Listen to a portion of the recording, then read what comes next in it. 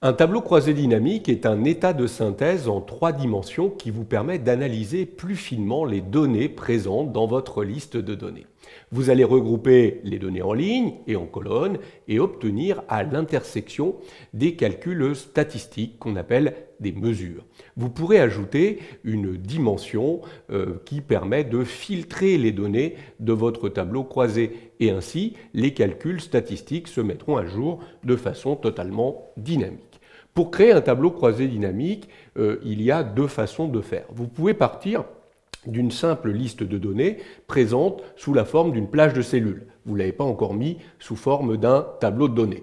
Je ne vous conseille pas.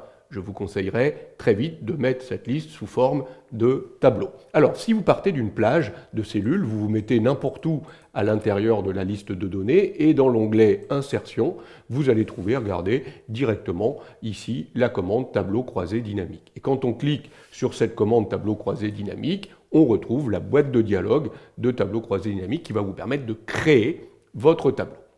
Moi, je ne vous conseille pas de passer par là. Je vous l'ai dit dans une vidéo précédente, vous devez déclarer votre liste de données sous forme d'un tableau.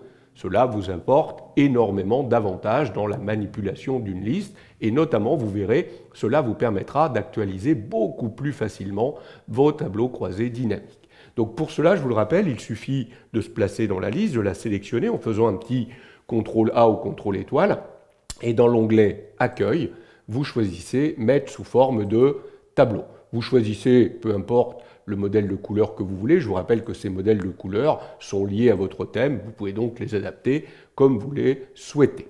La première chose que vous devez faire dans l'onglet contextuel qui est obtenu dès lors que vous avez mis sous forme de tableau, dans création de tableau, c'est de donner un nom à votre base de données. On va l'appeler ici tout simplement BD salarié.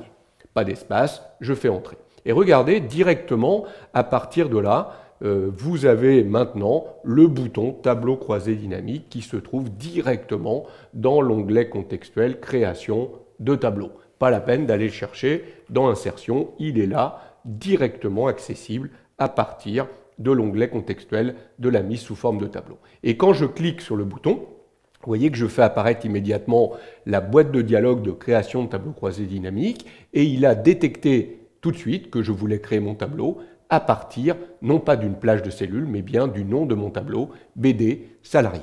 Alors ça, c'est très important parce que vous verrez, quand on actualisera le tableau croisé, comme il est attaché à notre base de données BD salarié ici, et que la base de données se met à jour très rapidement, le tableau croisé s'actualisera très rapidement. Alors que si on était attaché à une plage, ce serait bien plus difficile d'actualiser le tableau croisé si la source de données bouge.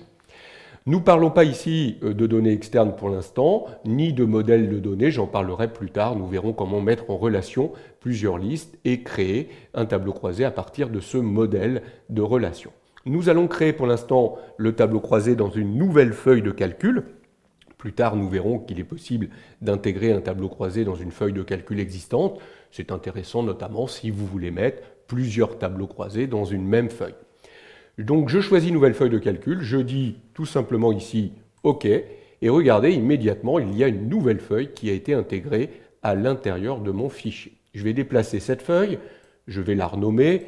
Moi j'ai l'habitude d'appeler les feuilles qui contiennent des tableaux croisés TCD quelque chose, je vais donc l'appeler TCD ici effectif puisque je vais compter des effectifs.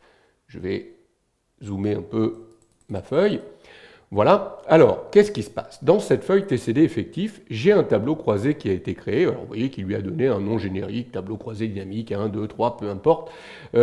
Quand on clique à l'intérieur de ce tableau, on voit apparaître 2 nouveaux onglets contextuels. Donc ça c'est très important, l'onglet Analyse et l'onglet Création qui vous permettront de créer le tableau croisé dynamique, sa structure et de la modifier.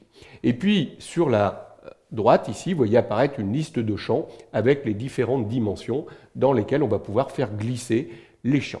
Notez que si vous cliquez en dehors du tableau croisé, évidemment les onglets contextuels et la liste de champs disparaissent puisque vous n'êtes plus sur un tableau croisé. Dès que je reclique sur le tableau croisé, ils réapparaissent de façon dynamique. Ne confondez pas le nom que j'ai donné à la feuille, TCD effectif, avec le nom que vous allez donner au tableau croisé. Et je vous invite vivement à nommer vos tableaux croisés. Vous verrez, ce sera très important pour pouvoir les repérer plus facilement. Plus tard, on apprendra à créer des segments et on verra qu'on pourra associer un segment à plusieurs tableaux. On l'associera grâce au nom du tableau croisé. Donc autant lui donner un nom parlant. Tableau croisé dynamique 3, ça ne dit pas grand-chose. Pour nommer un tableau croisé, on clique n'importe où dans le tableau croisé et dans l'onglet « Analyse », on va regarder, utiliser là-haut, nom du tableau croisé. Donc à la place de tableau croisé dynamique ici 3, je vais l'appeler par exemple ici effectif par site, puisque mon objectif c'est de compter les effectifs par site dans ce premier tableau. J'ai le droit de mettre des espaces ici dans le nom de mon tableau croisé. C'est également ici qu'on retrouvera le petit bouton Options permettant d'accéder à toutes les options d'actualisation du tableau croisé. Mais nous en reparlerons plus tard. Voilà comment on crée un tableau croisé dans Excel. Évidemment, dès que le tableau croisé est créé, il va falloir très vite utiliser la liste de champs pour pouvoir générer dans les différentes dimensions les éléments de regroupement et les statistiques que vous souhaitez faire apparaître dans votre tableau croisé. Je vous en parle dans la vidéo, la leçon vidéo suivante.